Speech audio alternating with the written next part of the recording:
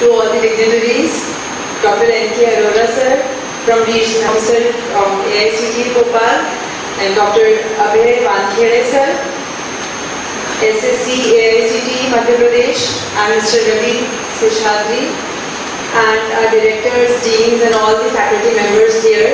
I see that many people are from outside SGI campus. Can I have a look how many of us are from outside SGI? So there are many people. I welcome all of you in our campus, and I hope that you will enjoy your session here, and you will definitely, all of you will learn something new and something which will add value to your teaching and your personality for sure. And I am definitely hopeful that whatever Abhay sir has told us, he will deliver it, and I'll be here in the commencement ceremony as well, and I will make sure that whatever teachings that sir has given will be followed at least here at SIRT.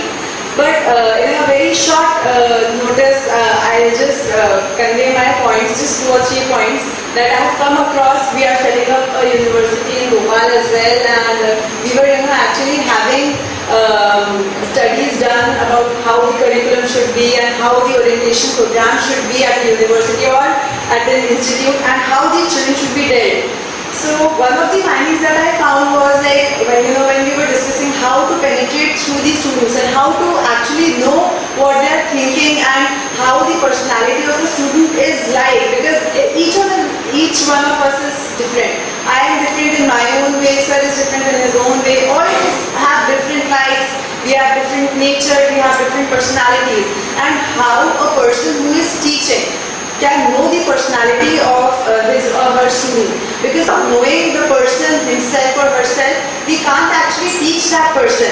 We need to know what is the level of understanding of our student before teaching that student. So one thought that came across us was that we learn about a person when we start living with that person. That is the best way how we can learn about our students. But living with them is, I think, not possible. So, orientation program, during the orientation program, I found that one of the universities, what they are doing is that our railway system has one of their curriculum, or one of the initiatives that they took, they roam around all of India. So that is the Bharat Darshan scheme that they have come up with. That is a 27-day program, and they take their children in like before the classes start, right after the admission, they collect all their students and they take their students on that yatra, the Bharat Dekho Yatra, and in that case, the faculty, the students, everybody lives together for 27 days. And when they live together, the students, of course, they make friends, they get to know about their colleagues, their juniors, their seniors. The teachers, they also know their teachers, the teachers know their students, the teachers, meeting them in the classroom, the teacher already knows what is the level of understanding of their children, and how much, till what detail the teacher can go into and teach their students. So I think that this level of understanding is very necessarily needed before classroom teaching. And for that, we are having this session and to develop how we can, actually go into the thought process of our students. We need to learn something, because it is difficult. Many people are open, but there are few people who are not that open and, are reserved. But as being a teacher, we need to know everyone. So to understand our students, we should actually read about how the mental processes work, how the different people perceive different things, and to know that, I think that having a longer period, like sir said, that now AICTE has also said that minimum of 3 weeks we need to have orientation program, and in those orientation program days, we need to have some kind of GDs, some kind of group activities, some kind of staying together activities, so that we can make the students also comfortable with the campus, with the administration that we have at the campus, and with the people of the campus, not only the teachers but also the staff members apart from teachers, like admin staff, didis and bhaiyas.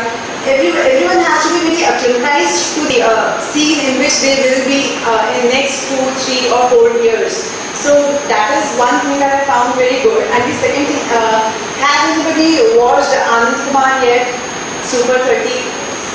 Yeah, I think some people must have. Yeah. So in that movie also, Anand Kumar is one of the greatest teacher in the face of earth till now, and he has got so many accolades already by Barack Obama as well. And when I watched, yesterday only I watched that movie, and when I was watching it, I was just learning why he is the best, why everybody praises him the most, why any other coaching institute is pulling him behind so that their business runs. It was just because he was very practical based. He always had very practical based approach towards studies. He knew each and every. He only took a class of 30 students, and he knew each and every student by heart. He knew what the students want, what his students' aspirations are, and when the teacher knows all about his or her student, then only the teacher will be able to help that student climb the ladder of success. So his teaching, each and everything, nothing was black and white for him. Everything was very practical for him. Everything he taught, students could actually apply in the daily life.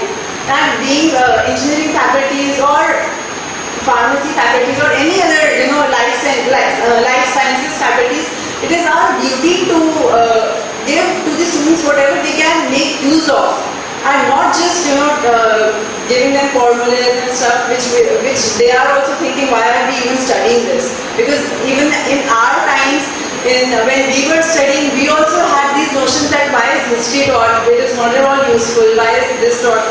It is the duty of teachers to make our students understand why that subject is taught and how that subject is useful, because I'm damn sure about this thing, that whatever we teach to our students, that is very necessary, otherwise it would not have been in the course. So it is our duty that we convey the message that the book is having to our students, and we are the conveyors, and we have to make our role successful in doing that. Otherwise, who are we? Why can't we not be Anand Kumar? What are we lacking about it? Anand Kumar was not very well to do. He was actually from backward area. He himself had sold papad, and from there he could make IITians. He could develop his students could make his students attain success. Why can't we? We have everything. We have books. He did not even have books to study. He did not even have the money to facilitate his students to have books. We all of us have everything. Then where are we lagging? We just need to find that area of our lagging, and we just need to focus on that area. And I'm sure that we will be successful. And we do have so many great people with us to help us. We are in the age of internet, where each and everything is available on just one click. Also, our students have many options now. Why would they come to the class when they are getting everything on the internet or in coaching classes or anywhere else? Why would they come to the class? We need to give them the motivation to come to the class. And we need to be there, not only teachers, we need to be their buddies. We need to actually, hold their hands and walk along with them. Because now that formal teacher-student relationship that used to happen 10-15 years ago will not happen now.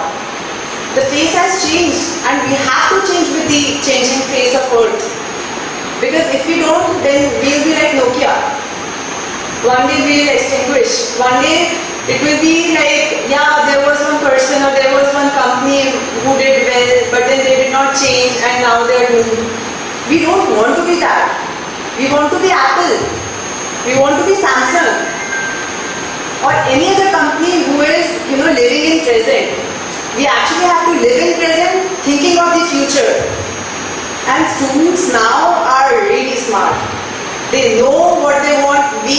Not my generation also, I think your generation, I think most of us were like, what I hear from people, most of us did not know what we want. Most of us were like, whatever our parents tell us to do, we used to do.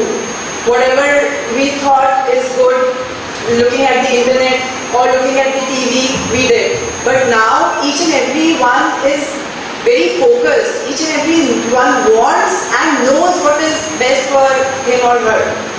So we have to be the facilitator in their journey and not just, tell them or just guide them or just, keep pressuring them for something. We have to be their buddies again. And that is what I expect from all the teachers now.